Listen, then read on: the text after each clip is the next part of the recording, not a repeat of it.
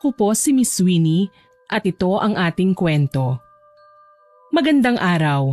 Ako po si Shaira, 40 years old.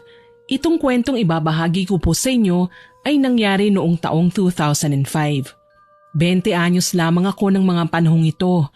Ulila na po ako sa mga magulang, pero hindi ako literal na napabayaan. Sinalo ni Nanay Monica ang pag-aalaga sa akin sa kadahilanang siya naman ang aking ninang. Bali, hiwalay na sa asawa si Nanay Monica. May isa siyang anak at si Ate Aya na noon ay kasal na at nakikitira lang sa bahay ng aking ninang. Medyo suplada si Ate Aya, mahilig mag-utos. Tuloy, halos wala ng katahimikan ng aming bahay sa tuwing nagpapang-abot sila Nanay Monica na parehong mainit ang ulo. Nagkakasagutan kasi sila. Ako naman, dala ng hindi ako sanay sa gulo, ginagawa ko ang lahat ng trabaho sa bahay para wag na ding makarinig ng mga milagrong kataga mula sa bibig ni Ate Aya. Alam ko naman na sa simula pa lang, hindi na siya pabor na ampunin ako. Nakagawian ko nang gumising ng maaga. Ako ang nagluluto ng aming agahan, nagsasalang ng tubig para sa pangkape at bumibili ng pandesal sa labas ng bahay. Ang asawa ni Ate Aya na si Kuya Jun ay nakilala ko bilang tahimik na tao. Yun nga lang, medyo nasobrahan din. Wala na kasi siyang pakialam sa mga ingay na naririnig niya sa bahay. Hindi niya pinagsasabihan si Ate Aya na wag naman masyadong dalasan ang pagsagot-sagot kay Nanay Monica. Katulad ngayon, kapapasok ko pa lang galing sa pagbili sa labas ay nag-aaway na naman sina Ate Aya at Nanay Monica. Nay, hindi naman sa tinatanggalan ko kayo ng karapatan sa lupang pagmamayari ninyo. Pero sana naman, hayaan niyo kung isanla ang kalahati nito. Ininegosyo natin, palalaguin. Mag-i-invest tayo para naman may dumating sa atin kahit papano. Naririnig mo ba ang sinasabi mo, Aya? Aba, buti sana kung may sapat na kita kayo ng asawa mo. Pareho naman kayo na walang trabaho. Saan tayo kukuha ng perang ipambabayad sa lupa, aber? Kaya nga tayo magnenegosyo Hindi ka naman kasi nakakaintindi. Hindi ako papayag. Baka sa wala lang mapunta ang lupaing ito. Alaala ko pa mula sa yumao kong mga magulang ang meron tayo. Nanay naman, pagdadamutan mo ba naman ako? Anak mo naman ako Tsaka ako lang din ang magmamana nito kapag wala na kayo Walang yaka talaga. Kahit kailan, makapagsalita ka, parang hindi mo ko ina. Ako man ay natigilan sa sinabi ni Ate Aya. Literal na kinlaro na niyang mamamatay na si Nanay Monica pagdating ng araw. Palagi na lang nilang pinag-aawayan ng tungkol sa lupa ni Ninong. Kung minsan naman, ang kinukulit ni ate ang kanyang mamanahin sa mapagbebentahan gayong wala namang balak si Nanay na ibenta ang lupa. At kapag hindi pa siya nagsasawa, pati lupain ni Nanay na minana niya mismo sa kanyang yumaong mga magulang ay pinagtitripan pa. Kung ako lang, hindi ko magagawang sabihin ang mga bagay na yon. Napalapit na ako sa kanila Nay, ate, tama na po yan. Umagang-umaga pa po nagtatalo na kayo. Gigil na binalingan ako ni Ate Aya at saka dinuro. Bakit ka ba nakikialam? Pwede ba? Huwag kang sasabat sa usapan namin Sampid ka lang. Wala kang karapatang umasta na para kang tunay na anak. Alam ko naman po kung saan ako lulugar, ate. Pero wag mo naman pong pagsalitaan ng ganyan si Nanay. Para kasing pinagdarasal mo nang mamatay siya Lahat naman ng bagay may tamang panahon. Baka po pwedeng magagandang topics na lang ang pag-usapan ninyo. Nay, hahayaan nyo na lang bang makisali ang ampon mo sa lahat ng usapan natin? Wala na siyang pinalulusot Sasampalin ko na talagang babaeng yan Abay, tama si Shaira. Respeto naman, Aya. Hindi mo na ako ginalang. Bakit, patay na ba ako? Para pakialaman mo ang mga bagay na meron ako ngayon. Baka nakakalimutan mo. Anak ka lang. Ako muna ang mauunang magdedesisyon. Galit na binagsak ni Ate Aya ang baso sa mesa at tinalikuran kaming dalawa. Nasapo naman ni Nanay Monica ang kanyang ulo. Palagi na lang siyang ganito. Wala nang bago. Lumapit ako kay Nanay at hinaplos ang kanyang likuran. Mahirap pa naman kapag nai-stress si Nanay. Mabilis siyang magkasakit. Diyos ko naman, oo. Kailan ba magkakaroon ng katahimikan sa bahay na ito? Hindi ko na talaga kayang tagalan niyang pagsalbahin ng ate mo. Bakit po ba mainit palagi ang ulo ni Ate Aya, Nay? Nagsimula lang siya sa pagiging ganyan nang maghiwalay kami ng ninong mo, anak. Palibhasa, alam niya ngayon na maganda ang buhay ni Nestor kasamang babae niya. Alam mo na, mayaman, de kotse, may kondo. Kilala mo naman ang ninong mo. Walang ibang alam sa buhay kundi puro pasarap. Tukoy niya sa dating asawa. Hindi ko lang maintindihan kung bakit kay nanay binubunto ni Ate Aya ang kanyang galit. Kung tutuusin, pwede naman siyang lumapit kay Ninong kahit anumang oras niyang naisin. Kaso lang, mas gusto yata niyang gawing miserable ang buhay ni nanay. Alam naman niya na nagkakandakuba na nga ang magulang namin sa paghahanap buhay na dapat si Ate Aya at ako na ang gumagawa. Kaso lang sa sitwasyon ngayon, parang siya pa ang gustong magpabuhay sa amin. Tapos si Kuya Jun naman parang hangin lang, tumatagos sa pader ni hindi namin makausap.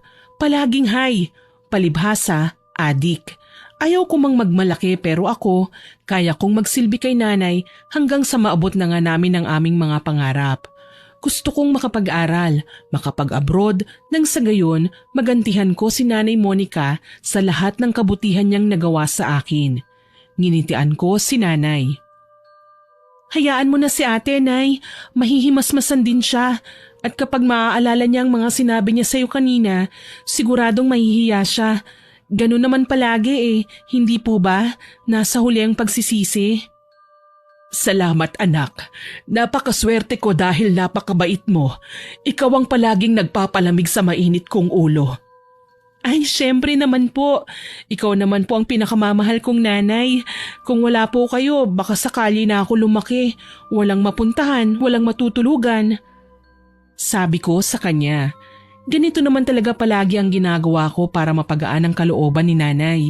Pinapatawa ko siya at nilalambing hanggang sa manumbalik ang kanyang pagiging maingay at masigla na nakasanayan ko nang makita simula nang tanggapin niya ako sa kanyang pamilya. May tindahan si nanay sa harapan ng bahay. Sari-sari ang tinitinda namin. Bigas, delata, asukal at mantika. Yun kasi ang kadalasang mabili sa aming lugar. Kapag namimili si nanay sa bayan, ako ang nakatoka sa pagbabantay. Mahigpit na niyang pinagbawalan si Ate Aya na pumasok doon dahil noong huling nagbantay siya sa tindahan, naubos ang paninda ay wala naman siyang kinita. Natuklasan ni nanay na binubulsa pala ni ate ang perang pinagbibilhan ng mga paninda. Anak, ikaw na muna ang bahala sa tindahan, ha? Kulang na tayo sa bigas Kailangan kong mag-angkat ulit ng produkto sa suki natin. Hindi kasi sasapat ang puhunan natin Alam mo naman, iba sa mga kababayan natin nangungutang lang sa tindahan at sa linggo pa magbabayad. Sige po, inay. Ako na pong bahala rito. Basta mag-iingat po kayo, nay, ha? O siya, lalarga na ako, ha? Si Ate Aya mo, wag mong pahihiramin ng pera, ha? Ilang beses na siyang nanghiram, hindi naman niya isinasauli. Tatandaan ko po yun, nay. Umalis na din kaagad si nanay. May kalayuan ang bayan at hindi siya pwedeng maiwan ng pampasaherong sasakyan. Ako naman, inabala ko ang sarili ko sa pagwawalis sa paligid ng tindahan. Kasalukuyan ko na lang na nilalagay sa malaking plastik ang mga nawalis kong basura nang lapitan ako ni Ate Aya. Shaira! Oh, bakit po ate? Pakisabi kay nanay, hihiram ako ng pera ate, wala kasi si nanay sa loob Kaalis lang niya papuntang bayan. O di ikaw nang mag-abot sa akin ng pera. 1,000 ang kailangan ko. Akin na. Ate, pasensya na. Pero kabilin-bili na ni nanay na huwag kitang pahihiramin May paggagamitan kasi siya ng ipon niya Sa isang iglap, pinanlisikan ako ng mga mata ni ate. Tinulak niya ako at dinuro na naman. Ikaw, nakakarami ka na Bakit ba tiwalang-tiwala sa'yo si nanay? Ginayuma mo ba siya? Ako ang tunay na anak at hindi ikaw Hindi naman po ako nakikipagkumpetensya sa'yo ate. Sinusunod ko lang ang bilin ni nanay. Bakit ako na naman ang sinisisi mo kung ayaw kanyang pagbigyan? Sinusubok mo talagang pasensya ko Nagulat ako nang sampalin ako ni ate bigla. Hindi ako nakapiyok. Namaga ang aking pisngi kasabay ang pagpatak ng aking luha. Yon ang unang pagkakataon na may taong sumampal sa akin. Si Nanay Monica, ilang beses man akong magkamali ay hindi niya ako pinagbubuhatan ng kamay. Kahit nga ang mga yumao kong magulang. Sinubukan ko pa ulit ng mga tuwiran pero hindi pa pala siya tapos. Hinila ako ni Ate Aya sa may pinto ng tindahan at sinuntok sa muka. Napaungol ako nang makaramdam ng sakit. Napasiksik na lamang ako sa sulok ng samaan niya ako ng tingin. Subukan mo pang humarang ulit ha? Hindi lang yan ang aabutin mo sa akin. Ang kapal ng mukha mo. Palamunin ka lang naman dito sa bahay pero kung makaasta ka, parang ikaw ang tagapagmana. Isusambong kita kay nanay. Kinuha mo ang pera niya. Pinaghirapan niya yung ipunin pero gagastusin mo lang sa walang kabuluhang mga bagay. Sigaw ko sa kanya. Maglupasay man ako ay wala na akong magagawa pa. Nakita kong hindi lang 1,000 ang kinuha ni Ate Aya sa pitaka ni nanay. Sa halip, 100 na lamang ang itinira niya at saka binirahan ng alis. Pumalahaw ako nang makalayo na siya. Sakto naman na napadaan si Manang Nita at nakita kong nakasalampak sa lupa. Kaagad siyang lumapit at dinaluhan ako. Shaira, iha, jasking bata ka. Ano bang ginagawa mo riyan? Manang Nita, kinuha na naman ni Ate Aya ang pera ni nanay. Malalagot talaga ako nito Kahit kailan talaga, wala nang pinagbago si Aya. Naging bayolente at naging mas matigas na ang ulo. Adik na yata yung kapatid mong yan Kabilin-bilinan ni nanay na huwag kong pahihiramin si ate ng pera. Pero sinaktan po ako ni ate. Pinadugo pa niya ang bibig ko. Ang masaklap, nakuha niya ang lahat ng pera. Huwag kang malungkot. Nakita ko naman hihintayin kita. Hindi ako papayag na basta ka nalang saktan ulit ng ate mo. Grabe, kahit ngayong dalaga ka na tinatarantado ka pa rin ni Aya. Umiling-iling pa si Manang Nita habang inaalala ang mukha kong dahan-dahan nang nagkakapasa. Palagi na lang talagang nangyayari ang bagay na ito. Kahit sino na lang sa amin ni nanay ay inaaway ni ate. Para bang hindi siya masaya sa buhay niya.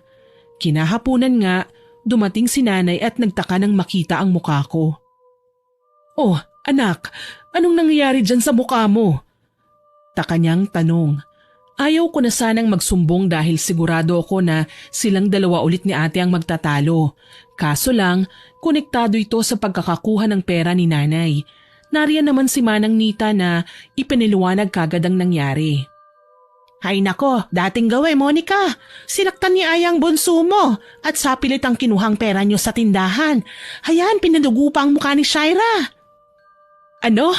Bakit naman sinaktan pa niya ang kapatid niya? Akala ko, tutungayaw si nanay at makikipag-usap kay Manang Nita. Pero nagulat ako nang makitang pumihit siya patalikod at dumiretso sa bahay. Nag-aalalang sinundan naman namin siya ni Manang Nita. Nagulat ako nang makitang direktang pumasok si nanay sa kwarto ni Ate Aya. Wala doon ang mag-asawa pero napalibot ang tingin ko sa kanilang tulugan. Napakaburara ni ate. Naghalo na ang mga marurumi at bagong labas sa banggera. May pinagkainan sa sahig, may bote ng gin sa may pinto na wala namang laman at maraming plastik ng chichirya sa gilid-gilid na parang ilang araw nang naroon at hindi man lang naliligpit. Kulang na lang maging gubat ng kanilang kwarto sa dumi at kulob na pati ahas pipiliin ng tumabi sa kanila kaysa sa magtago sa kuweba. Sa katunayan, napapatakip kami ni Manang Nita ng ilong kapag natatagalan kami sa pagsunod ng tingin sa loob ng kanilang higaan. Hindi ko napigilang lapitan si nanay. Nanay, ano pong ginagawa niyo? Hintakot kong tanong nang makita kong nagsisimula na si Nanay Monica sa paghalungkat sa mga gamit ni na ate. Sinubukan ko siyang pigilan pero mariin na lamang niya akong pinagsabihan na wag akong makialam. Panay naman ang payo sa kanya ni Manang Nita, palamig ng ulo, kumbaga para kumalma si nanay. Alam kong hindi basta-basta ang halaga ng perang kinuha ni ate. Nasa mahigit 10,000 yun Mabuti na lang talaga wala sina Ate Aya sa bahay.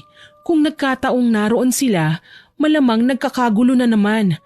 Siguradong lalabanan si ate at may katwiran sa lahat ng ibabato sa kanya ang aming ina. Kalaunan, tumigil din si nanay sa kahahalungkat ng mga gamit. Napasalampak na lamang siya sa isang tabi.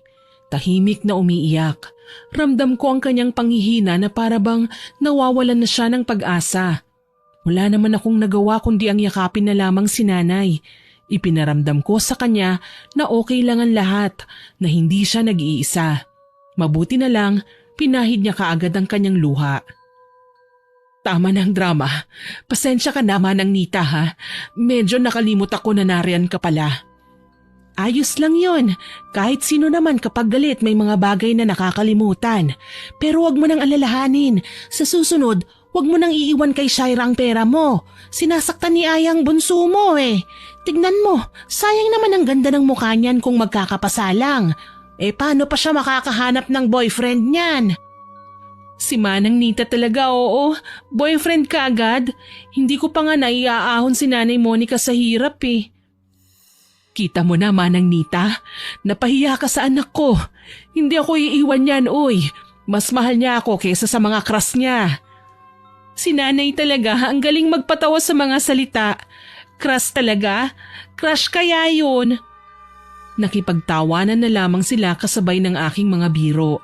Ayun nga lang, ramdam na ramdam kong hindi naman gaanong nakatuon sa amin ang atensyon ni Nanay. Malamang, iniisip niya pa rin ang perang kinuha sa amin ni Ate Aya. Kinagabihan, nakipag-usap ako kay Nanay. Itinaon ko yon habang nakahiga na kami sa aming kwarto.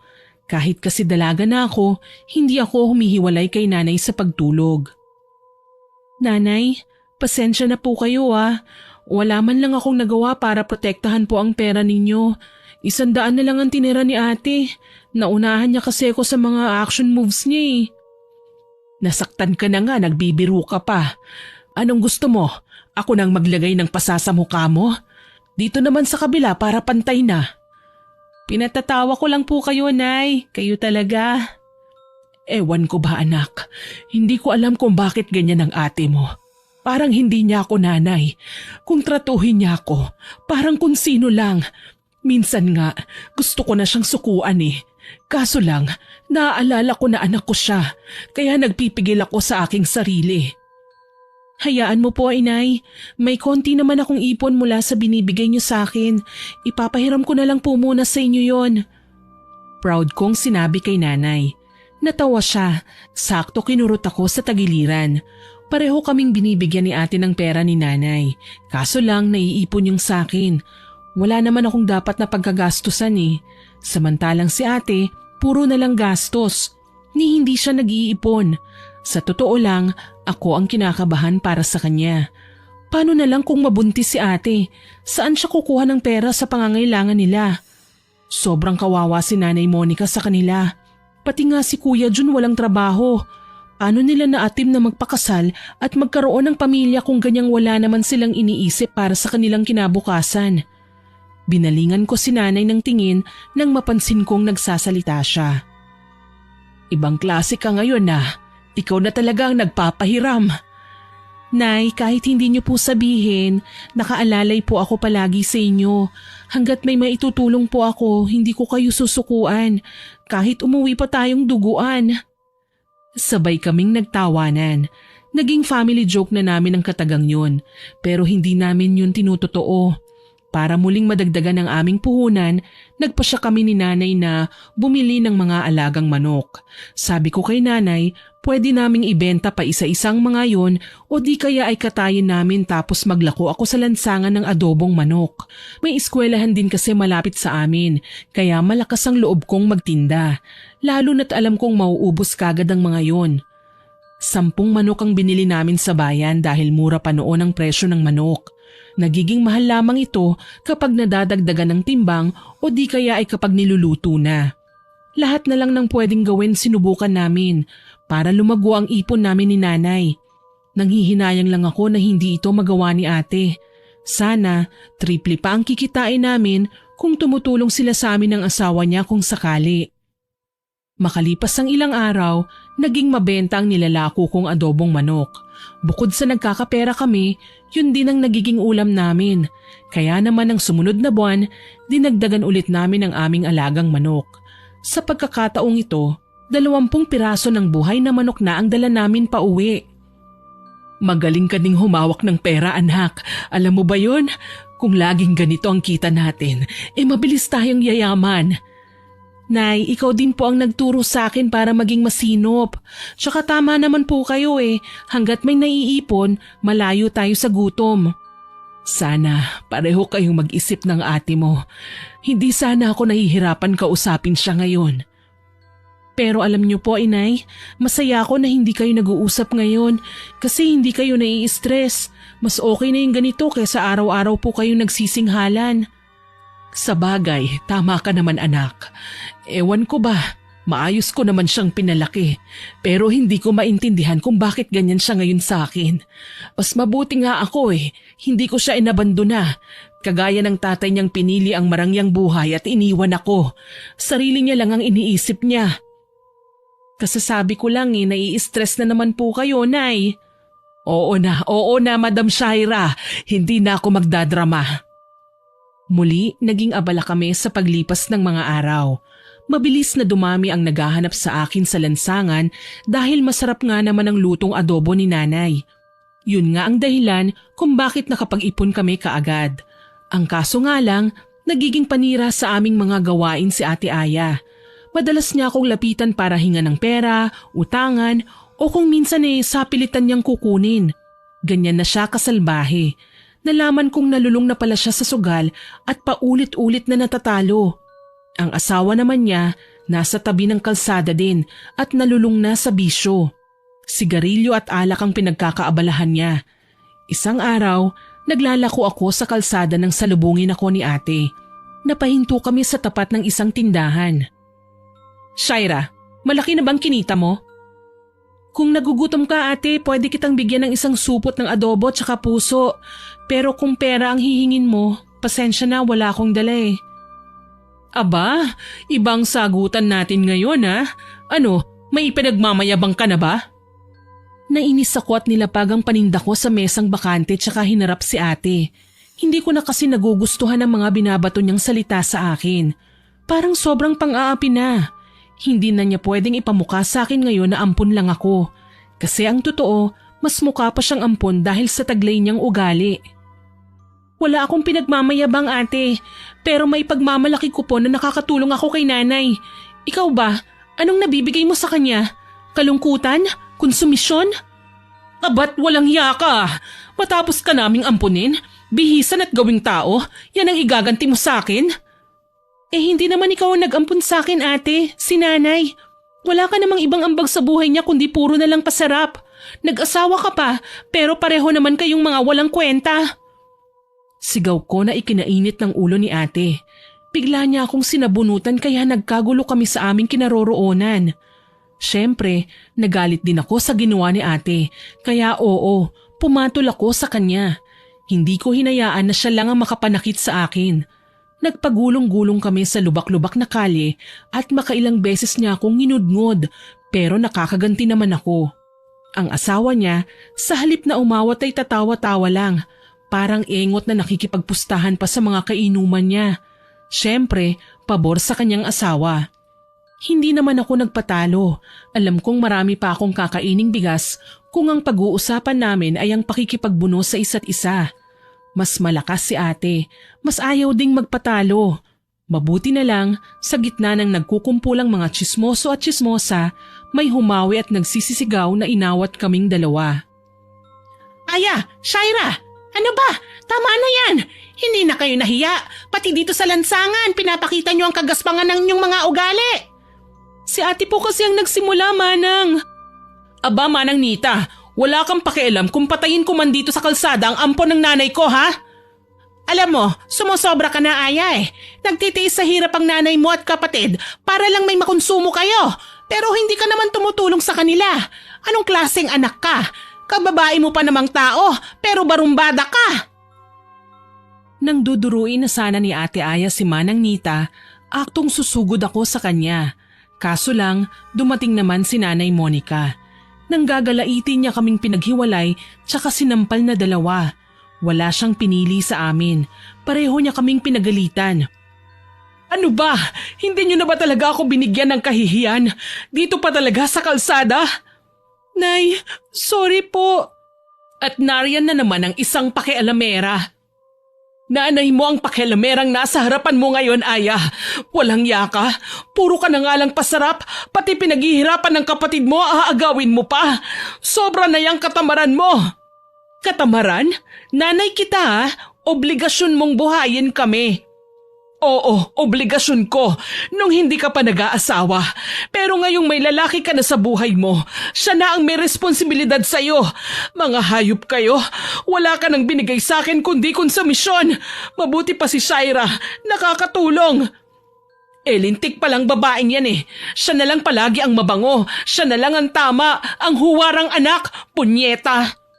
Dahil sa kanya ko naranasan kung paano magkaroon ng isang tunay na anak.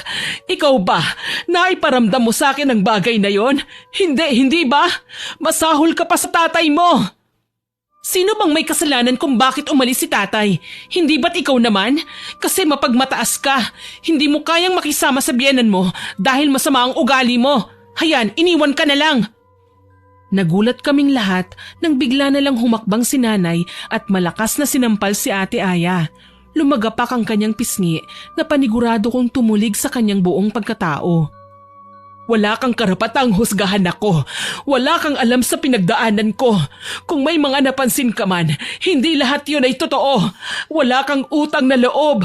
Matapos kitang alagaan, mahalin at ipagkanulo sa ama mo, yan pang igaganti mo sa akin? Dahil hirap na ako sa buhay. Sana man lang binigay mo na lang ako sa tatay ko kesa sa hinayaan mo ako magdusa sa piling mo. Otomatikong nagsitalikuran ng mga tao sa hindi malamang dahilan.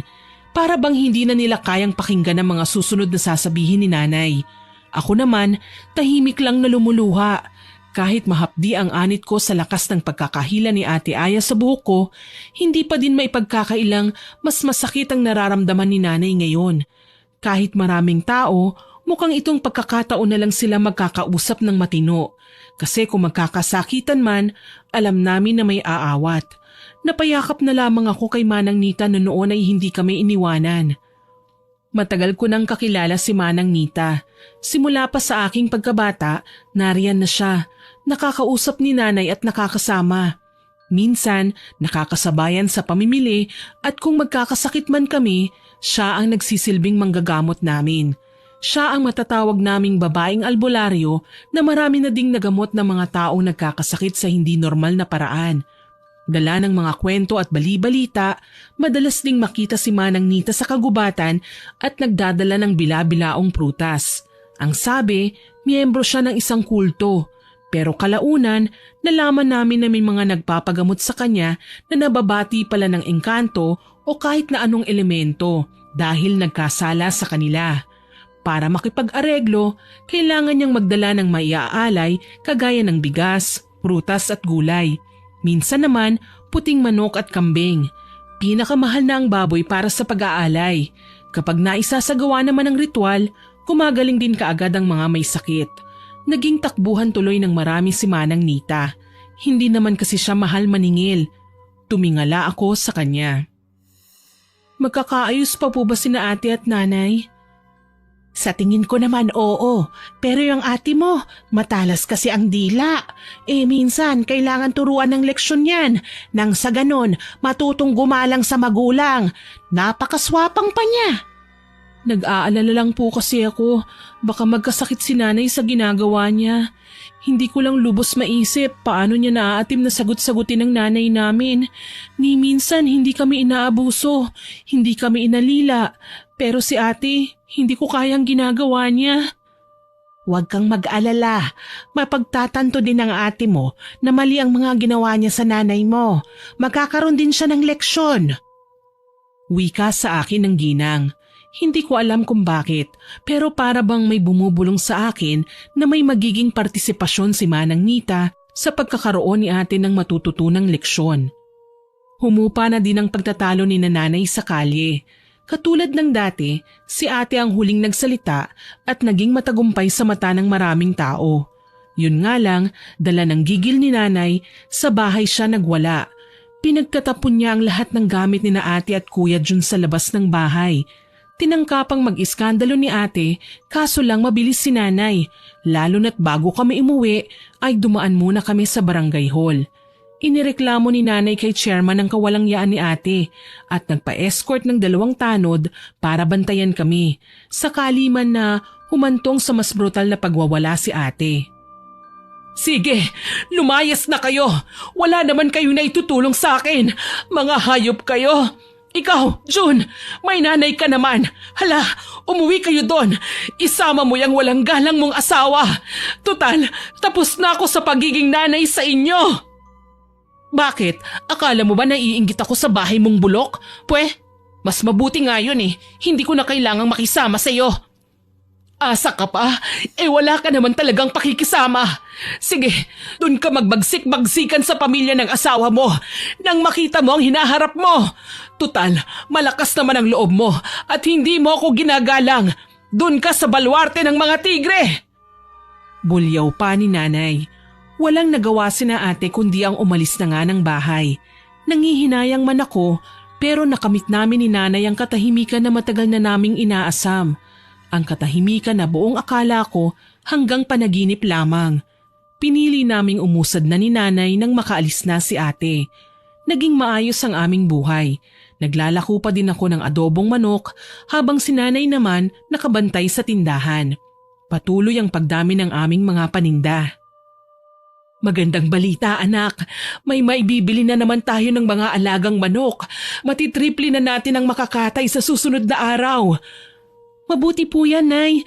Masyado kasing nasasarapan po ang mga tao sa luto niyo pong adobo. Marami ang bumibili ng tig-3 serving. Hayaan mo at bukas, maaga tayong pupunta sa bayan. Bibili tayo ng sangkaterbang manok. Nawala na kami ng balita kay Ate Aya. Naging abala din kasi kami sa aming pagtitinda. Ang routine namin, mamimili, magtitinda, tapos mamimili ulit. Ang dating iilang manok namin ay umabot na sa 50 at bawat isa, tandang-tanda ni nanay ang kulay at balahibo. Kaya naman isang araw, habang nagpapakain siya sa mga ito, napapakunot ang kanyang noo. Shaira, anak, natatandaan mo ba kung ilang pirasong manok ang nakatayo natin kahapon? Opo, inay. Nasa 5 po. Bakit po? 5 lang? Ano? Kulang kasi ng 3 ang mga manok natin eh. Hindi ko alam kung nagagala lang ba o nasaan. Nagkibit balikat ako dahil hindi ako matandain sa mga balahibo ng manok. Yun nga lang, hindi lang isang beses nangyari ang ganun. Nasundan pa ang pagkawala. Minsan, 2, 3, pinakamarami ng 5 na sabay-sabay pang nawawala. Labis na kaming nagtataka ni nanay hanggang sa muli kaming bumili ng 30 piraso. Sa pagkakataong ito, bago niya pinakawalan ng mga manok ay nagsuot siya ng guwantes. Nagtaka ako noon. Nay, ano pong gagawin niyo? Paraan ito para malaman natin kung sino ang nagnanakaw ng mga manok natin, anak. Huwag mo munang hahawakan ng mga yan, ha? Sige po. Nakita kong bawat isa sa mga manok ay tinatanggalan ni nanay ng balahibo. Inipon niya ang mga ito tsaka maingat na binalot. Maya-maya pa, pinakawalan na niya ang mga manok. Nakita ko din na sinabit niya sa isang tabiang plastik na pinaglagyan niya ng balahibo. Para bang iniiwasan nga itong mahawakan ng iba. Dito ka lang ha, pupunta lang ako sa bahay ni Manang Nita. Sige po, inay. Nakasunod lang ako ng tingin kay nanay nang maglakad siya palayo. Hindi ko na lamang pinansin pa kung ano ang kanyang ginagawa dahil baka mahalaga yon. Pagbalik niya, may dala siyang isang botelya na may lamang langis, yung botelya ng pinakamaliit na efficacent oil. Inay, ano pong gagawin niyo dyan? Eto ba anak? Abay gagamitin ko to bilang parusa sa mga nagnanakaw sa atin ng mga manok. Alam mo na, para magtanda. Paano niyo naman po gagawin yun? Basta, huwag ka lang maingay. May gagawin ako pero manood ka lang. Kinabukasan nga, muli na namang binilang ni nanay ang mga manok. Nagulat kami. Kumpirmadong 3 ang nawawala sa mga ito. Naku, paano po yan? Kapag nagpatuloy ang gawaing ito, siguradong malulugi tayo, Nay. Shh! Huwag kang maingay. Kailangan 2 lang tayong nakakaalam. Ano po ba kasi yan, Inay? Basta manood ka lang. Wala akong nagawa kundi hayaan si nanay na kunin na naman ang plastik na pinaglalagyan niya ng mga balahibo. Nakagwantes pa rin siya nang kunin ng pamilyar na balahibo ng mga manok na nawawala. Sinilid niya ito sa botelya tsaka inilibing sa aming lutuan. Bali ang itsura po nito ay parang lutuan sa bukid. Gawa lang po sa kahoy na nilagyan ng hinating katawan ng saging at tinambakan ng lupa.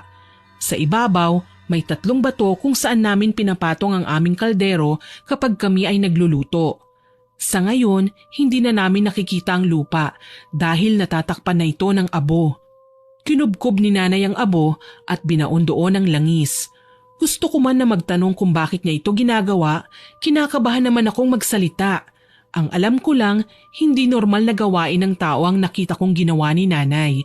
Bumaling siya sa akin pagkatapos. Ngayon, hindi ba ay maglalako ka sa labas anak? Ito na ang pagkakataon mo na magmatsyag. Kailangan mong alamin kung sino ang basta nalang nagkakasakit sa baryo. Sa pagkakataong ito, malalaman natin kung sino ang magnanakaw ng ating mga manok. Opo, inay. Gagawin ko po. O siya, humayo ka na. At umalis na nga ako ng bahay habang si nanay naman pangiti-ngiti habang nakaupo sa loob ng kanyang tindahan. Nagsimula na akong magtinda at binabalikan ang aking mga suki. Habang abala sa pag-aasikaso sa mga mamimili, namataan ko sina Ate Aya at Kuya Jun na magkasama. May bitbit silang lalagyan ng manok na kung tawagin sa amin ay bayong. May nakita akong pamilyar na kulay ng balahibo sa loob. Binebenta niya ito sa iilang kainuman nila. Pansin ko, nagtatawaran pa ang 3. Tila ba hindi sang-ayon sa presyong binigay ng buyer. Pasimple akong lumapit sa may likuran. Pinakinggan ko ang kanilang usapan. Tama nga ako, nagtatawaran sila. Tinatanong pa ang mag-asawa kung saan nila nabili ang manok. Kinakabahan ako. Hindi ako matandain sa mga balahibo pero nakakita na ako ng ganong klase ng manok. At alam kong sa amin yon. Lumayo ako sa kanila. Mabuti na lang at may mga sumalubong sa akin. Bumili ng aking paninda. Pero hindi maiwaglit sa aking isipan ang tungkol sa manok na binibenta ni na ate. May naging pwesto ako sa tambayan ng maraming tao. Naroon ang aking ate, kasama ang kanyang asawa. Abala sila sa pagtingin-tingin ng mga nagsusugal nang bigla na lamang silang sabay na bumagsak. Parang nahilo. Ilan sa mga kakilala nila ang lumapit at inalalayan sila kaya naman muling pinaupo si Ate Aya sa bangkito.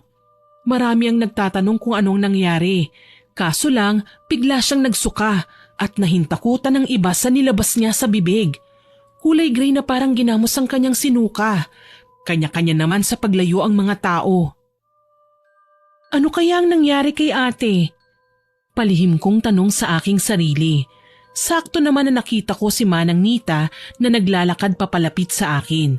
Nagtataka ang kanyang muka kaya naman kaagad ko siyang sinalubong. O iha, anong nangyari sa'yo?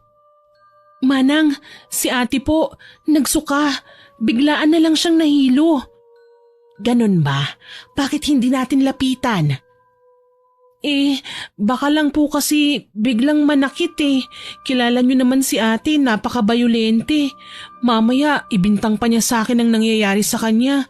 Sa kakitiran ba naman ang utak niya, imposibleng hindi niya idawit ang pangalan ko sa pagkakasakit niya.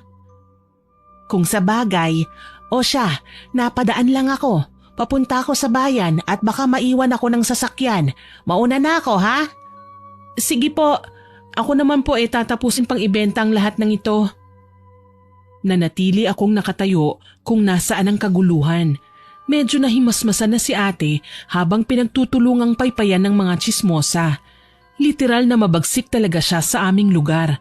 Kinatatakutan siya. Saktong tumingala siya at nakita ko. Hindi ko alam kung bakit basta na lang akong kinabahan. Dahil sa halip na lapitan sila, tanungin kung ano ang nangyari, ay pinili ko na lamang magtatakbo. Hinihingal pa ako nang makarating sa bahay na labis na pinagtaka ni nanay. Oh, anak, anong nangyari sa'yo? Natatakot po ako, Nay. Nakita ko po kasi sina Ate Aya at Kuya Jun. Oh, sinaktan ka ba nila? Hindi naman po. Napatingin sa akin si ate pero hindi ko na hinantay na makalapit pa siya. Umalis na po ako kaagad.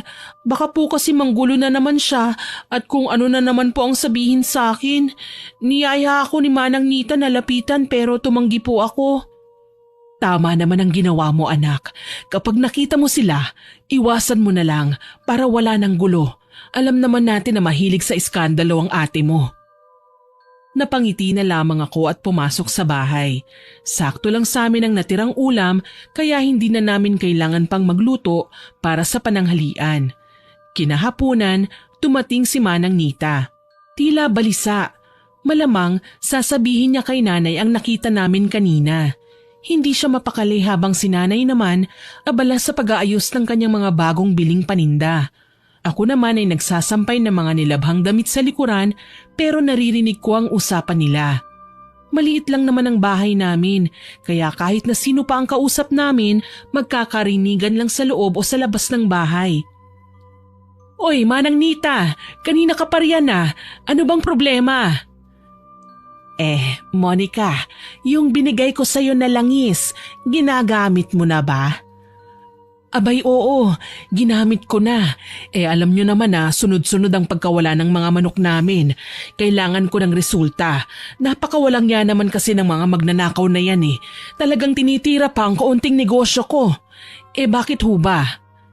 Kasi may basta na lang bumagsak sa baryo kanina habang maraming tao. Sabay nga naming nakita ni Shaira eh. Kung ganun, silang magnanakaw ng mga manok ko. Napakaswapang talaga ng mga kababayan natin. Ang gusto ay palaging nakapanlalamang sa kanilang kapwa.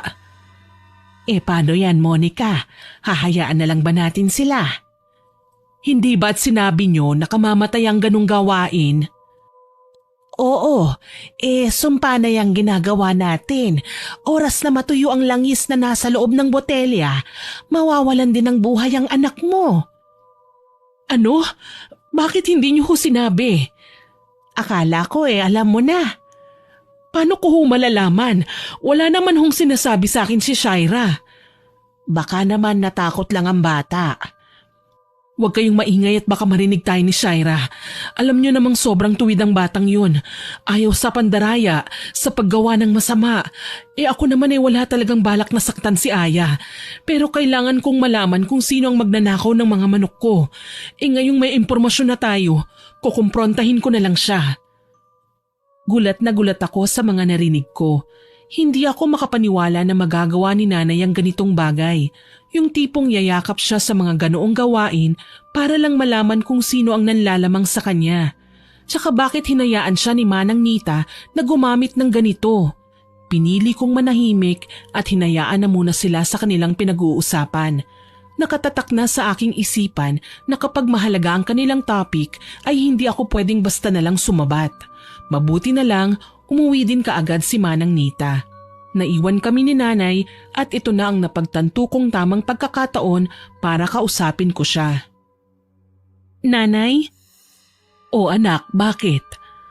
Narinig ko po ang usapan niyo ni Manang Nita kanina. Yung langis na galing sa kanya, may ibang paggagamitan pala kayo noon? Oo anak, gusto ko lang kasi sanang malaman kung sino ang mga buitreng nagnanakaw ng mga manok natin. Hindi ko naman akalain na sina Aya pala yun. Nagulat na lang ako nang ibinalita sa akin ni Manang Nita na umiepekto na ang ginagawa namin. Bumagsak daw sina Aya at Jun sa gitna ng nagkukumpulan. Tama po kayo nanay, nakita ko din po kasi pero pasensya na po. Hindi ko nasabi sa inyo. Natakot ako kanina eh. Hindi ko alam na may nangyayari palang ganun. Nakonektado po yun sa langis na binigay ni Manang Nita sa inyo. Nakiusap ako kay nanay na wag na niyang pagdusahin pa si Ate Aya. Alam na talaga namin ang ugali niya dati pa. Ang sa akin lang, sana kausapin namin sila dahil natatakot po talaga ako sa maaaring mangyari. Hindi naman ako inosente pagdating sa usaping barang o tungkol sa kapangyarihang itim. Alam ko kung gaano nakakadiri ang mga nasabing gawain, lalo na kung bibigyan ng karamdaman ng isang mambabarang ang kanyang kaaway. Salamat na lang, pinaalam niya sa akin na okay na daw ang lahat at napagpasyahan na niyang tanggalin ng langis sa lutuan. Pinanghawakan ko ang sinabi niya. Makalipas ang ilang araw, nakatanggap kami ng balita na malubha na raw si Ate Aya. Wala kaming choice kundi ang puntahan siya sa bahay ng biyenan niya. Nalaman namin na wala pala si Kuya Jun dahil sumama na ang lalaki sa iba. Inaapi-api naman siya ng kanyang biyenan dahil kinapalan na raw ni Ate Aya ang manirahan sa bahay nila Kuya Jun kahit wala na sila ng lalaki. Aniya, pwede niyang kasuhan ng lalaki dahil kasal sila at may pananagutan sa kanya. Kinausap ni nanay si Ate Aya.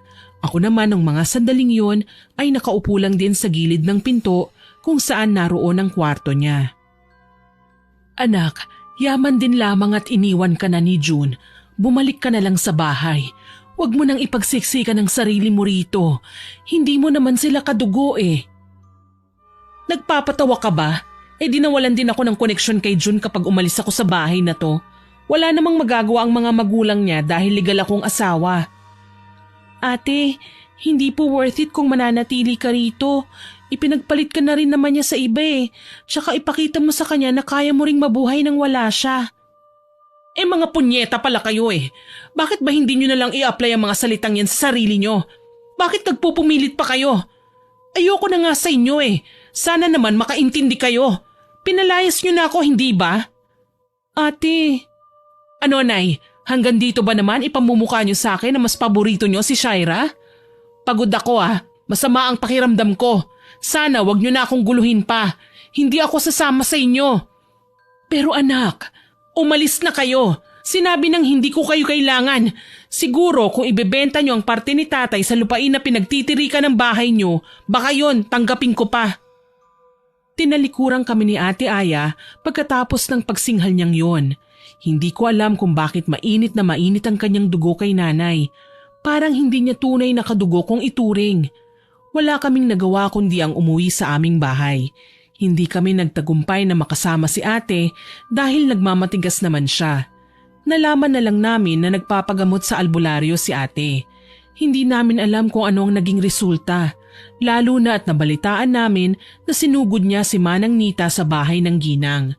Dahil malapit lang naman yun, hindi na kami nag-aksaya ni nanay ng oras. Agaran namin siyang pinuntahan para maawat si Ate Aya. Naabutan pa namin siyang sumisigaw at nagwawala. Hayop ka, Manang Nita. Nagawa mo pa talaga sa akin yun. Isa kang kampo ng kadiliman. Sabi ko na nga ba hindi kayo mapagkakatiwalaan. Gusto mo bang ireklamo kita sa barangay, ha, Aya? Aba, ang laking gulo ng ginagawa mo, ha? Nagdala ka pa ng itak. Ano, papatayin mo ako? Talagang papatayin kitang gurang ka. Akmang ihahataw na ni ate ang hawak niyang itak sa katawan ni Manang Nita nang umawat naman ang ibang taong nakasaksi sa kaguluhan.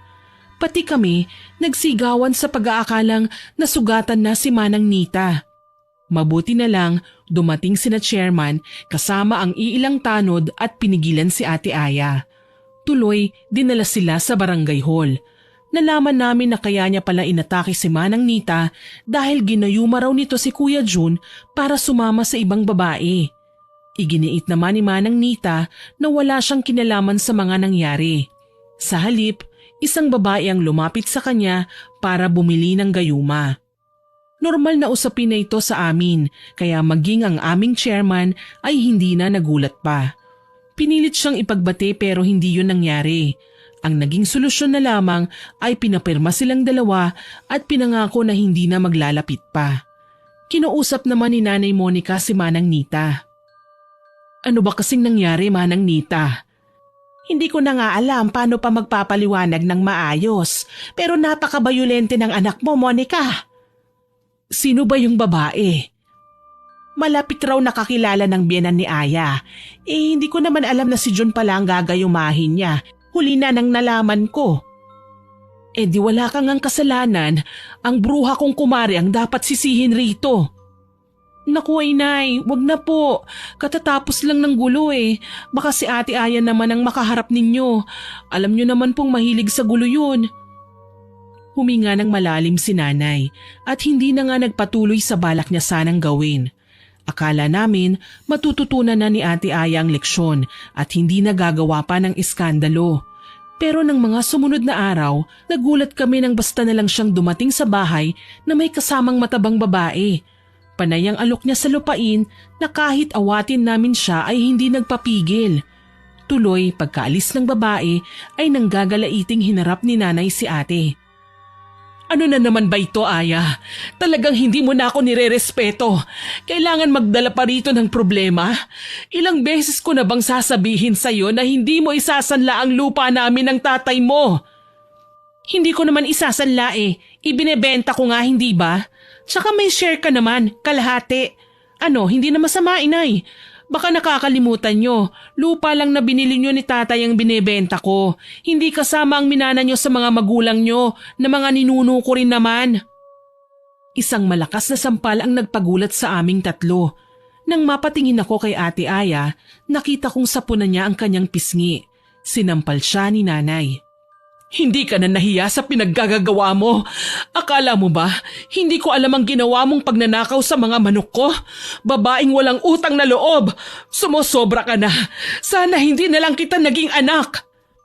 Umalingaw-ngaw sa buong paligid ang sigaw na yon ni Nanay Monica. Nararamdaman ko na ang galit niya, ang sakit na nadarama niya, ang lungkot. Buong akala ko magkakaayos sila ni ate. Pero mas lumala pa pala ang ugali ni ate. Sa halip na humingi ng tawad, dumura pa si Ate Aya sa kanyang paanan na ako naman ang hindi nakapagtimpi. Talagang inatake ko siya at malakas na sinabunutan. Sobra nang ginagawa mo kay nanay. Wala kang galang. Naturingan ka pa namang anak. Kaya kumakapal yung atay mo kasi alam mong papabor siya sa'yo. Hindi pabor sa akin si nanay. Talagang alam ko lang kung hanggang saan ang limitasyon ko, ate. Pero ikaw, wala kang pinipili. Sa lahat ng pagkakataon, pinaninindigan mo ang pagiging masama mong anak. Nagawa ko pa siyang itulak na ikinahiga niya sa lupa. Sigaw naman ang sigaw si Nanay Monica. Pilit niya kaming pinatitigil sa pagsasabunutan. Galit na galit ako sa kanya. Dati, sinasaktan-saktan niya lang ako. Pinapahiya sa mga tao. Pero ngayon, lalaban na ako. Hindi na ako magpapaapi pa. Sinabi ng tumigil na kayo! Ang lakas ng sigaw na yon ni Nanay Monica ay halos tumulig sa aming mga tenga. Nagkagulatan kami at kaagad na naghiwalay. Nagulat ako nang makitang sapuna ng matanda ang kanyang dibdib kaya naman naalarma ako. Ang nakakalungkot nga lang, hindi ako tinulungan ni ate. Umatras siya, nanlaki ang mga mata. Tsaka tumalikod para tumakbo. Hindi ko malaman kung ano ang gagawin ko. Literal na napahagulgol ako, lalo na at nangisay si nanay, kaya kaagad akong humingi ng tulong sa aming mga kapitbahay. Isinugod namin sa ospital si nanay sa pangunguna ni Manang Nita. Ipinaliwanag ko sa kanya ang dahilan kung bakit inatake si nanay sa puso. Sumusobra na talaga ang babaeng yan, ano? Bakit ba ganun na lang ang trato niya sa nanay mo? Gusto niya po kasing ibenta ang lupa ni na Inay at Ninong. Ayaw pumayag ni nanay. Kapag nangyari po yun, saan po kami titira? Alam mo, atin na lang to ha. Huwag mo nang ipapaalam pa sa nanay mo. Pero matagal na talaga akong gustong turuan ng leksyon ng babaeng yan eh. Pero paano po? Ako ang bahala. Gagawin ko ang lahat. Magsisisi ang ate mo sa ginawa niya sa iyong ina. Hindi ko alam kung ano ba talaga ang literal na ibig sabihin ni Manang Nita nang sabihin niyang siya na ang bahala. Ang alam ko lang, gusto niyang marinig na humingi raw ng tawad si ate kay nanay. Paano magiging posible yun? Gayong sa pagkakakilala ko kay ate, mataas ang pride niya at hindi basta-basta nagpapakumbaba, kahit pa sa nanay niya. Hinayaan ko lang si Manang Nita. Alam ko naman na kahit may kakayahan siya ng karunungang itim, hindi naman namin nabalitaan na pumatay siya ng tao. Umuwi ako sa bahay para kumuha ng mga gamit. Naabutan ko si Ate Aya na hinuhuli ang mga manok naming alaga at iniipon sa kulungan. Anong ginagawa mo? Na-ospital si nanay, hindi ba? Di binibenta natin ang mga manok para pambayad sa ospital. Kaso lang hahatiin natin ang kinita dahil ako nga ang nagbebenta, di ba? Ang share mo, yun ang ibabayad mo. Napakaswapang mong klase ng anak, ano? Talagang pati si nanay na nasa bingit ng kamatayan, kakwentahan mo ng ganyan? San ba nakalagay ang utak mo? Nasa kamao ko, gusto mong tikman? Iniangat ni ate ang kanyang kamay para gawaran sana ako ng suntok. Kaso lang, hindi ko alam kung ano ang nangyari. Nang tila ba siya ang nakatanggap ng suntok nang sapuhin niya ang kanyang tiyan. Gulat na napatingin siya sa akin at sinamaan ako ng tingin. Kitang-kita ko na naghahabol siya ng hininga, halatang nasaktan. Hayop ka? Anong ginawa mo sa akin? Ate naman, anong klaseng gamot ba ang hinit-hit mo? Ikaw nga tong manununtok na sana sa akin, hindi ba? Hindi nakasagot si ate nang gumuhit ang pandidiri sa kanyang muka.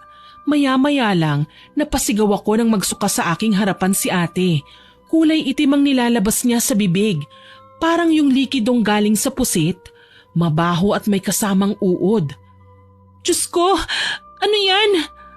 Anong ginawa mo sa akin? Mukha ba akong may ginagawa, ate? Huwag kang magsisinungaling! Wika niya sa akin. Sumpa man, wala talaga akong ginawa.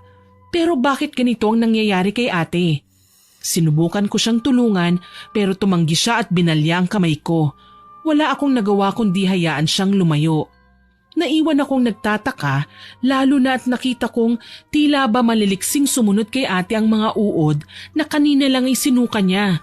Malinaw na malinaw, may kinalaman rito si Manang Nita.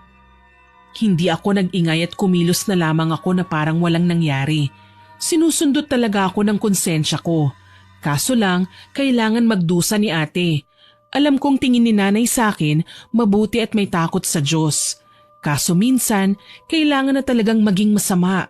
Kung palagi na lang kasi akong mabuti, inaabuso ako. Sinasaktan pa nga akong nagkakaroon ng pagkakataon.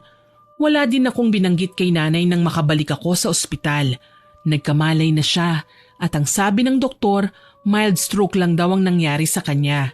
Pero kailangan na naming mag-ingat. Baka sa susunod, lumala na ang kalagayan niya. Pinag-iiwas na nga si nanay sa fatty foods. Mahilig pa naman siya sa chicharon.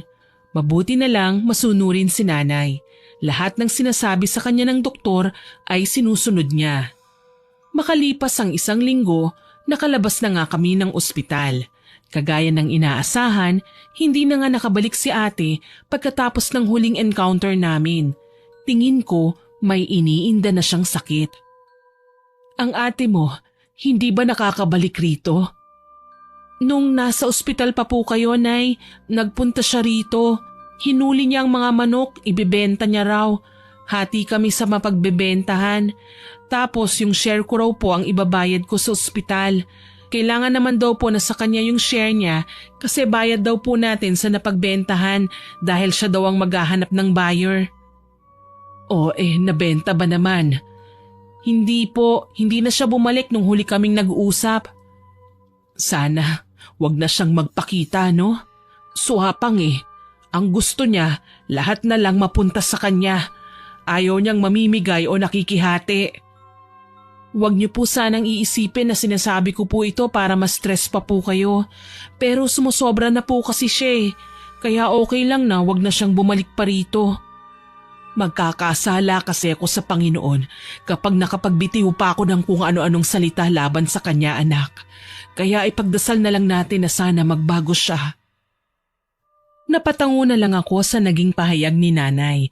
Wala akong balak na sabihin kung ano nangyari nung mga panahong nagtalo kami. Ang tungkol sa kanyang pagsusuka at paglalabas ng bulate sa kanyang bibig. Palihim ko na lang na kinakamusta sa iilang kakilala namin si ate. Nalaman ko sa mga kainuman niya noon na wala na pala sa bahay ng mga biyenan niya ang aking kapatid. Bale, isa sa mga kakilala niya ang nag-alok ng buwanang renta sa bahay kung saan siya nananatili ngayon. Bigla akong naawa. Noon din, nagpasama ako sa kaibigan ni ate na puntahan siya sa bago niyang tinitirhan. Okay naman ang bahay, kaso nga lang mapaghahalatang salat sa pagkain o ibang mahahalagang kagamitan. Kwento ng babaeng sinamahan ko, bumibili lang daw ng ihaw-ihaw si ate sa labas at yun ang pinanghahapunan niya. Nasa kwarto niya si ate at natutulog. Hindi ko lubos na maintindihan ang aking nararamdaman nang makita ang kanyang kalagayan. Humpak na ang pisngi ni ate, maputla at payat. Halos umaalo na din ang kanyang dibdib kapag humihinga. Ate? Anong ginagawa mo rito? Ate, kumusta ka? Ano bang pakialam mo? Bakit? Natutuwa ka kasi nakikita mong miserable ako? Hindi ate, wala naman akong masamang intensyon sa pagdalaw ko sa iyo eh. Inaalam ko lang kung ano ang kalagayan mo. Tsaka para makatulong na rin ako kung anong mga kailangan mo. Huwag mo na akong patawarin. Ipokrita ka. Umalis ka na! Umalis ka na! Singhal niya sa akin, tsaka umaktong babangon kaso lang nalilis ang kumot niya kaya nakita ko ang kanyang mga braso. Nanlaki ang aking mga mata nang makita ang pagkakaagnas noon. Tila nabubulok na siya kahit nabubuhay pa. Diyos ko ate, anong nangyari sa'yo? Pwede ba umalis ka na? Alis! Wala akong nagawa kundi ang umalis na lang sa kanyang kwarto. Hindi ko na din kasi napigilan ang pagsama ng aking sikmura nang malanghapang malansang amoy sa loob ng kwarto. Parang hinihintay lang na matanggal ang kumot para umalingasaw ang mabahong amoy. Mangiyak-ngiyak akong lumabas ng bahay. Tinanong ko ang kaibigan ni ate kung ano ba ang nangyari sa kanya. Bakit biglang nagkasakit si ate? Kwento ng babae, basta na lang daw umuwi si ate sa bahay na nanghihina at nilalamig. Kinaumagahan, nagkaroon na raw ng mga pantal hanggang sa naging sugat na nga at lumala. Tumangutango ako sa kanyang sinabi. Kaagad na sumagi sa aking isipan si Manang Nita. Sigurado ako, siyang may kagagawa ng pagkakasakit ni ate. Kaya bago ko umuwi sa bahay, dinaanan ko muna si Manang. Oh, Shaira, iha, mabuti at napasyal ka. Manang, hindi na po ako magpapatumpik-tumpik pa. Ano po bang ginawa niyo kay ate? Binigyan ko ng leksyon. Bakit? Ganun kalala? Hindi lalala ang kalagayan niya kung maaga pa lang lumapit na siya sa kanyang ina para humingi ng tawad. Alam mong hindi ako masamang tao na may karunungan sa itim na kapangyarihan, iha. Patas din akong tao. Ayokong may mga kakilala ko na nagdurusa dahil sa kasakiman ng mga mahal nila sa buhay. Sana maintindihan mo. Abay kailangan mong kumbinsihin ang ate mo. Kapag nagtagal pa ang katigasan ng ulo niya, sa kabaong talaga ang kahahantungan niya. Wika ni Manang Nita, kaya hindi ako nakasagot. Sa halip, napaiyak na lamang ako sa labis na lungkot. Hindi ko akalain na may ganitong klase ng sumpa si Manang. Literal nakikilos talaga ang isang tao para lang gawin ang mga bagay na kinamumuhian niya. Walang makakaputol sa sumpa, iha, kundi ang ate mo rin lang. Kailangan niyang matutunan ng mga bagay-bagay. Kailangan niyang yakapin kung ano ba talaga ang meron siya at wag nang maghangad sa iba. Higit sa lahat, kailangan niyang matutong gumalang. Natatakot po kasi ako Baka po mamatay si ate at dadalhin niya ang galit niya sa amin hanggang sa hukay. Hindi yan, iha. Magtiwala ka lang. Pwede ko po bang ipaalam kay nanay ang sitwasyon niya? Pakiramdam ko po kasi kailangan niyang malaman. Nanay siya, may karapatan din po siyang malaman ang kalagayan ni ate. Maging masama man siya o hindi. Kakayanin mo ba? Malay natin, baka ikagalit ng nanay mo ang mga bagay na ito. Tsaka huwag mong sasabihin na hindi ka niya anak. Sa unang araw na inako niya ang responsibilidad niya sa'yo, ay inari ka na niyang anak. Galit na galit si nanay kay ate. Sabi pa nga niya, sana raw wag nang magpakita si ate sa amin. Hindi ko na po alam kung magbabago pa ba ang kanyang reaksyon sa oras na malaman niyang sitwasyon. Subukan natin. Magkasama kaming umuwi sa bahay at ipinaalam kay nanay ang nangyari. Hindi man lang siya nagulat kahit sabihin ko sa kanya na malaki na ang ipinayat niya. Iiling-iling lang si nanay habang nagiinuman pa kami ng tsaa sa labas ng bahay.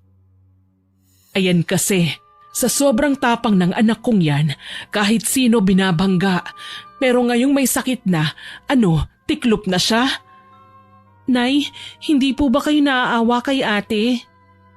Naaawa ako, anak. Ayokong magtanim ng sama ng loob sa kanya. Pero ilang beses niya na ba akong winalangya? Ni minsan nagsorry ba siya? Hindi naman nanay ang turing niya sa akin Mas sinasamba niya ang pera, ang yaman, ang kanyang ama. Ayaw niya sa akin kasi hindi ko kayang suportahan ang luho niya. Noong magpakasal sila ni June, nang tayo ang gumastos, may narinig ba sila? Ayaw kong maging masamang ina, anak. Pero sa ginagawa ni Aya sa akin, nakalimutan ko na kung paano maging nanay sa kanya. Nay, nandito naman po ako eh. Tsaka kailangan po natin na magpatawad. Alam ko po na matututo din si ate sa mga pagkakamali niya. Niyakap ako ni nanay tsaka siya humagulgol. Muli naawa ako sa kanya. Parang hindi magiging madali kay nanay ang mapatawad si ate. Lalo na sa parting parang gusto na nitong sumakabilang buhay ang nanay namin. Matanggap lamang niya ang kanyang pamana. Kaya naman bilang pagbawi din sa aking naging kasalanan, ako na muna ang dumalaw-dalaw kay ate. Ideya ko ang bigyan siya ng leksyon na ginawan ng paraan ni Manang Nita.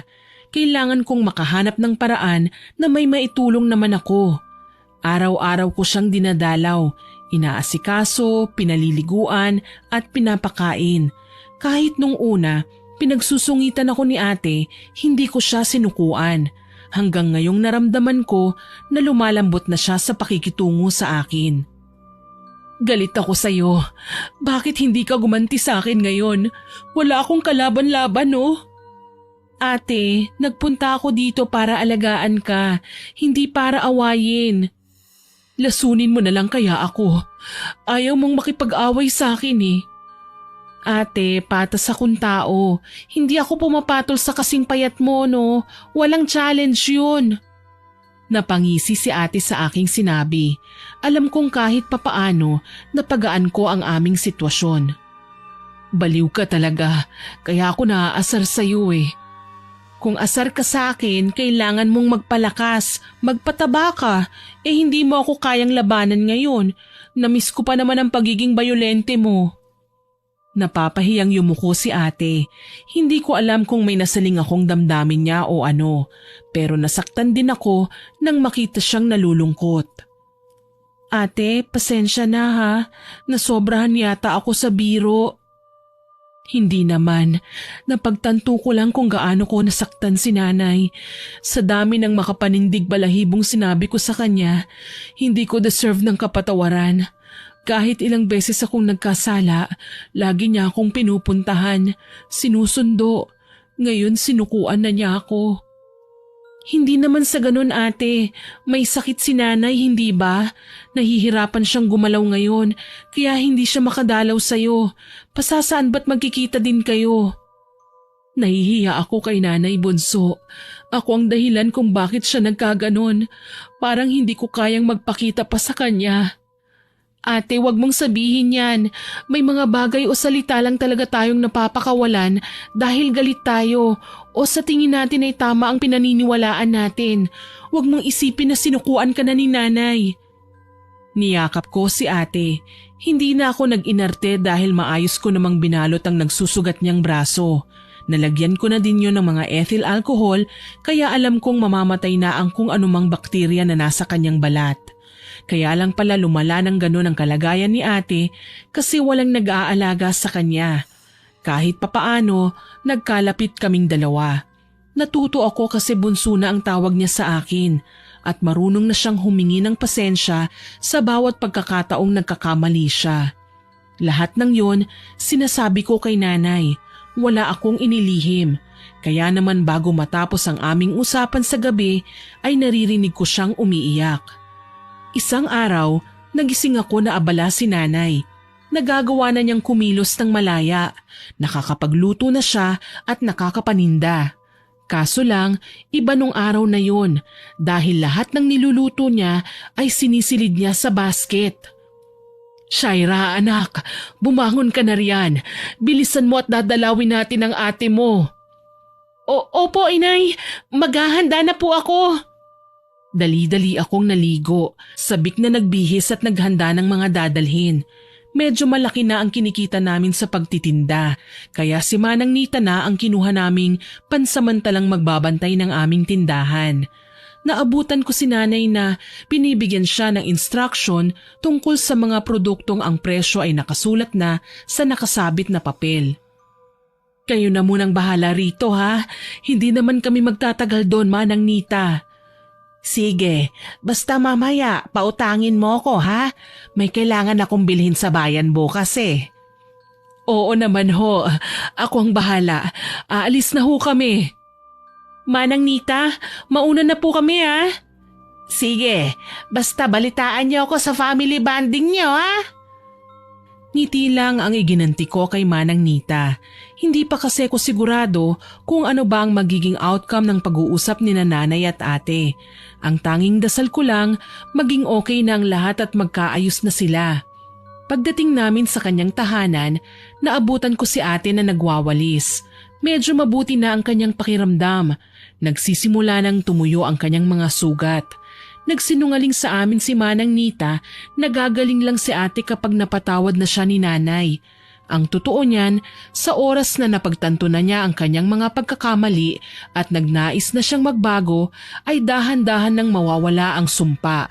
Ito ang dahilan kung bakit gumagaling na si ate at nagiging maayos na ang kanyang kalagayan. Nang magkita nga sila, saglit pang nagkatitigan ang dalawa. Alam ni ate na dadalaw ako sa kanya, pero hindi niya alam na kasama ko si nanay. Nay, bunso, nandyan pala kayo. Halika kayo, pasok. Nag-agahan ka na ba ate? Hindi pa, bibili pa lang sana ako ng pandesal. Pandesal lang ang kakainin mo sa agahan? Kailangan ko pong mag-ipon eh. Ilang buwan din akong walang ginawa. Inalagaan lang po ako ni Shaira. Kailangan ko pong maghanap ng trabaho para makapagbayad po ako ng renta nitong bahay. Nagugustuhan ko na din ito eh. Kahit pala nag-iisa, masaya din kapag natuto kang kumita sa malinis na paraan. Sa pagkakataong ito, napangiti si nanay. Gusto na niyang umiyak, kaso lang pinipigilan pa niya ang kanyang sarili. Tumikhim siya at seryosong hinarap si ate. May nahanap ka na bang trabaho? Bukas po, bala kong lumuwas ng bayan. Doon sana ako mag-a-apply. Hindi mo naman kailangan lumayo anak. Nariyan ang tindahan at iba pa nating pinagkakakitaan. Pwede nyo namang magkasamang asikasuhin ng kapatid mo yon. Pwede ba yon? Matanda na ako. Darating ang panahon, hindi ko nakakayanin ng magtrabaho. Sa inyo din mapupunta ang mga pinaghirapan ko. Pero nay, sobra po ang ginawa ko sa inyo noon. Walang kapatawaran yun. Sa tingin ko nga po, wala akong karapatan na makisawsaw sa lahat ng meron kayo ngayon. Masyado akong ambisyosa, hindi ako nakontento. Kaya naman nagdurusa ako. Siguro, parusa na rin sa akin ng Panginoon ang bagay na ito. Huwag mong sabihin yan, anak. Lahat tayo nagkakamali, pero wala sa bokabularyo ng Panginoon ang magtanim ng sama ng loob. Alam mo yan. Pero nay, ate sige na. Ayaw mo nun? Tayong dalawa nang mamimili sa bayan, tapos ikaw nang magluluto ng adobo na ilalako ko naman sa baryo. Nagngitian kami ni ate. Alam ko nagiging malinaw na din sa kanya ang lahat. Sa bandang huli, nagyakapan kaming tatlo habang nag-iiyakan. Si ate ang may pinakamalakas na hagulgol sa amin. Nay, patawarin niyo po ako. Kalimutan na natin ang bagay na yun, anak. Isipin na lang natin ang mga nangyari noon ay parte ng ating paglalakbay sa mundong ibabaw para malaman kung kaya ba nating harapin ang lahat ng pagsubok na darating pa sa atin. Maging matatag lang tayo at manalig sa poong may kapal. Nang sa gayon, mas lalo niya tayong basbasan sa bawat araw pang darating. O awat na, drama na naman. Lumalamig na po ang pagkain. Natigilan kaming lahat at sabay-sabay pang nilapitan ng basket na sinidlan ni nanay ng maraming pagkain. Sa bawat pagkakataon, hindi natin maitatanggi na nakagagawa tayo ng mga bagay na mali dahil yun ang ating pinaniniwalaan. Pero alam naman natin na darating din ang panahon na tayo ay matututo at pipiliting magbago. Kagaya ni ate na dati ay sakit talaga sa ulo ni nanay. Pero proud po akong sabihin ngayon na isa na siyang kapitana sa aming barangay. Maraming paraan para magbago. Dapat lang po matuto tayong magpatawad at makontento. Lahat ng pinangarap namin ni ate noon, nakamit na namin ngayon. Namatay si Nanay Monica sa edad na 87. Masakit man ang ginawa niyang paglisan, pero tinanggap namin ang bukal sa aming puso. Wala kaming pinagsisihan, lalo na't sa bawat minutong magkakasama kami ay ipinadama namin ang pagmamahalan sa bawat isa. Tinuring nila akong parang tunay na anak, at ngayon si ate naman ang nagsilbi kong magulang na hindi na din lumisan pa sa aking tabi. Sinong mag-aakala na sa isang sumpa lamang mula sa kapangyarihang itim ang magpapatino kay ate? Ayaw niyang may sumunod sa kanyang yapak. Kaya naman masaya kami at patuloy na nagtuturo ng pagtulong sa kapwa at maging mabuting mamamayan na maging magalang sa magulang. Hanggang dito na lamang po. Maraming salamat. More power po sa inyong channel at God bless. Naway kapulutan nyo ng aral ang aking ibinahaging kwento. Hanggang sa muli, ako si Miss Winnie na nagpapasalamat sa inyong pakikinig.